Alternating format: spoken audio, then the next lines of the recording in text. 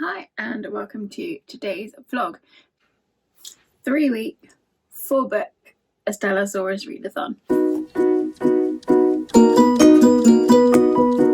So the idea is pretty simple. You've got 3 weeks to read 4 books. The 4 categories I have picked are 1, historical fiction, 2, non-fiction, 3, a reread of any book that you've read before, and 4, a book about the apocalypse, because we're keeping it topical. There aren't really any rules. Basically, if you have a book that you have previously read before that happens to be non-fiction, then reread that, and that is your reread and your non-fiction. The same goes for reread and historical fiction, or reread and apocalypse, or if you've got a non-fiction book about the apocalypse. So if you are perhaps a bit of a slower reader, or you don't have the time to read all 4 books, you can kill 2 birds with 1 stone in a couple of the categories. So hopefully that'll make it easier for some of you. Or if you want to go the whole hog and read 4 different books, then go ahead. You can basically start the readathon whenever you like, but you've got 3 weeks to read 4 books. So from whenever you start it, that's when your 3 weeks starts. So I will be starting my 3 weeks tomorrow, which is a Thursday. I think it's a really good time to get some reading done if you haven't done a lot of reading recently, because you've got lots of other things to do. You might suddenly find yourself at home a lot more often. So I think this is a really good time for book challenge. So for my 4 books, I have picked these. So first up is my reread. I will be rereading Susan Hill's The Woman in Black. I have read this book a couple of times. It's quite short. It's only 200 pages long, so it's quite easy to read. It's not going to take me that long to read, and I've read it before. I know I like it, so I know I'll be able to get through it. So that is my first pick for my reread book.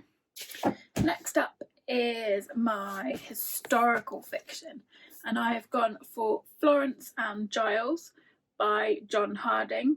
I've read a couple of John Harding books. I've got a couple of them downstairs. John Harding books are quite good. They've always got sort of a gothic-y thriller type vibe to them. This book is set in 1891, so it's perfect for historical fiction.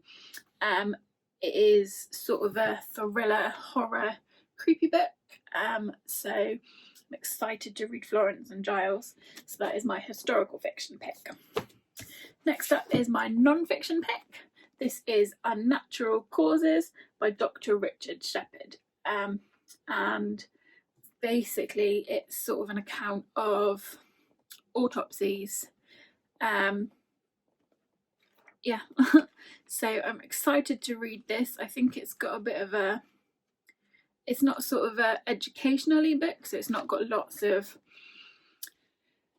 sort of factual information that's thrown in your face, so it shouldn't be too boring, because sometimes non-fiction books can be a bit of a struggle to read. This one is more of sort of stories of different autopsies he's done, so I'm hoping it will be a little bit easier to read.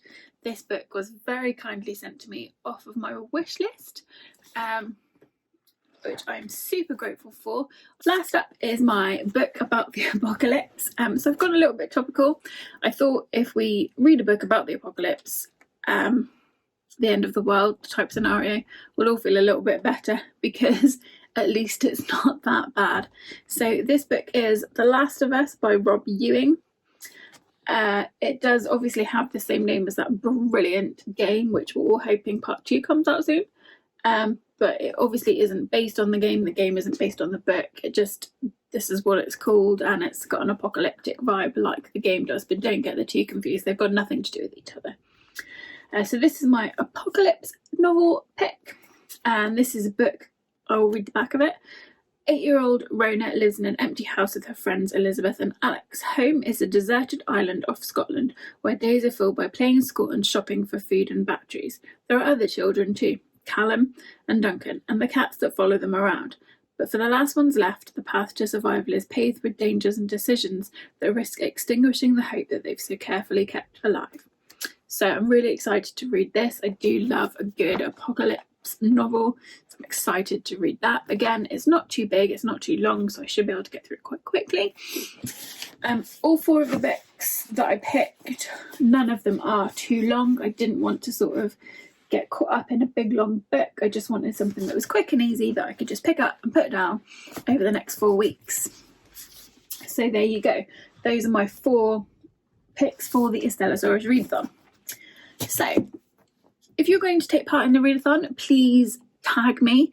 So you can tag me on Twitter at Estellosaurus, and you can tag me on Instagram at Estellosaurus, and use the hashtag EstellosaurusReads and I'll pop all that information below as well, just to give you a reminder. I'd love for you to get involved, whether you just read the books and tell me about it, or whether you review them on a blog, or whether you review them on a vlog, or you tell us in a blog or a vlog what 4 books you've picked.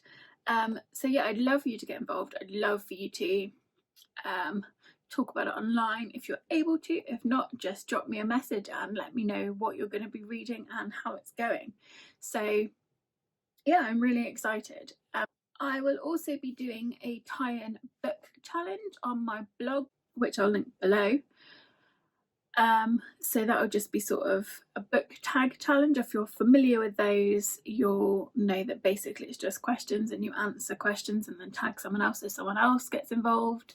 So yeah, I'll be linking that below, and that will just be like a little tie-in on my blog for people that maybe don't do YouTube or Instagram. I'm really excited to see what everyone is going to read for this challenge. So that's it. I really hope that you get involved in the 3-week 4-book readathon. Yeah, get in touch, let me know what you're reading.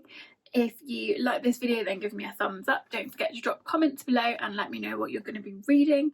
I'm really looking forward to hearing from you, and thanks for watching.